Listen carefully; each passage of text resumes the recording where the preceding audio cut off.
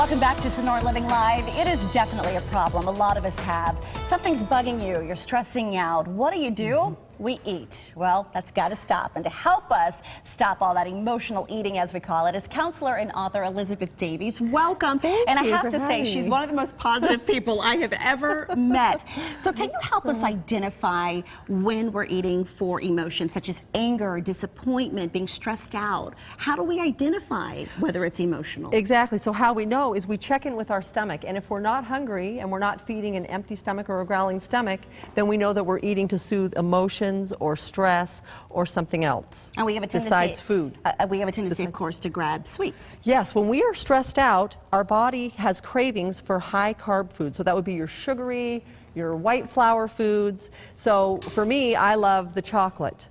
Okay, this is what I always like when I'm craving food. So what the most important thing to do, I'm going to give you tips on how, when you are getting intense cravings, how to manage those so that you don't overeat. Well, how do we understand the relationship between food and our emotions? How can we pinpoint that?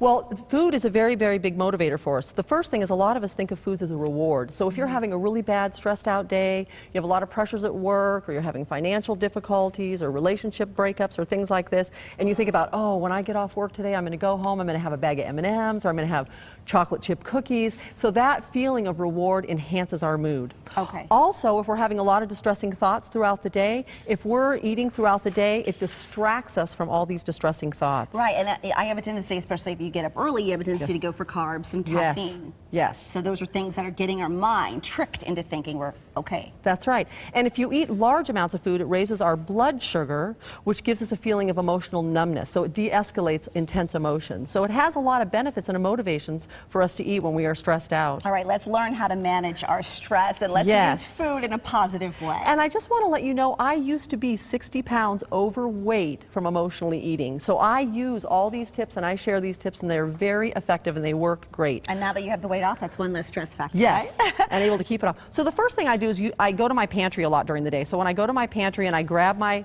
chocolate, which I love, the first thing I do is I just stop and I take 1 second and I say, are you hungry? And I just check in with my stomach. And if I'm not hungry, I say no. I say, well, then what do you need? Because if you're not hungry, you don't need food. What do you need? A break? Do you need more peace of mind? Do you need to relax more? And then that helps me to not do impulsive eating, but to do more what we call conscious eating. The second thing I do is I call it being present. So that means when you take food, now this is a healthy food, you want to be present. Well, I use the 5 senses: sight, sound, smell, touch, taste. So what am I seeing right now? Stop, take a second, look at the food. In the moment that you're looking at the food, your mind becomes present. In the moment you say, what are you smelling? Stop, smell right now. And you smell it. In that moment, your mind becomes present, and it de-escalates all of your anxiety, and it allows you to come back to emotional well-being when you just stay in the present moment. You're not thinking, and you're not distracted by, let's say, I don't recommend eating food in front of the TV, in front of the computer, while you're on the phone, any of those things, so that you can just be present while you're eating so you don't make impulsive choices. The third thing I do, which is really, really effective, this can actually break a habit, okay? Cravings last anywhere from 30 seconds to 2 minutes. So I set the timer, so if I'm really, really craving my chocolate over here, I don't say, no, you can't have that. I say, in 2 minutes.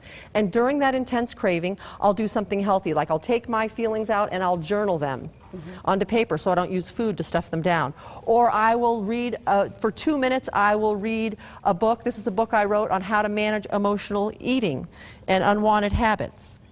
Or you'll listen to your favorite song. Mine is Sean Mullen's Rockabye, right? Everything's gonna be all right. Just bring yourself down. Rockabye, to calm your emotions. Or you can look at pictures that make you smile. The next thing to know is when you're emotionally eating, you cannot have any emotions, negative or positive, without thoughts first. So on times when you're going through really difficult situations, again, pressures at work or financial difficulties, or a lot of people have gone through foreclosure or different things, difficulties raising kids, relationships, on purpose you want to do positive affirmations, so that positive thoughts create positive emotions. We have like 45 seconds, so I do want to get your last tip in very quickly. Yes. I don't want to rush you, but I don't no want problem. to So you have that last tip. The other thing that I do is when you get up in the morning and you look in the mirror, You have no, I always say, no criticism allowed. So that if you are critical with your thoughts, it causes very critical emotions. It also causes distorted body image issues, where 8 out of 10 women are dissatisfied with their bodies. And if you learn how to unconditionally love your body, then you learn how to take better care of it. So write positive thoughts on our mirror. Yes. And these were so great, and I'm so sorry that I felt like I was rushing through that. But Terry, these are very easy things that we can all do.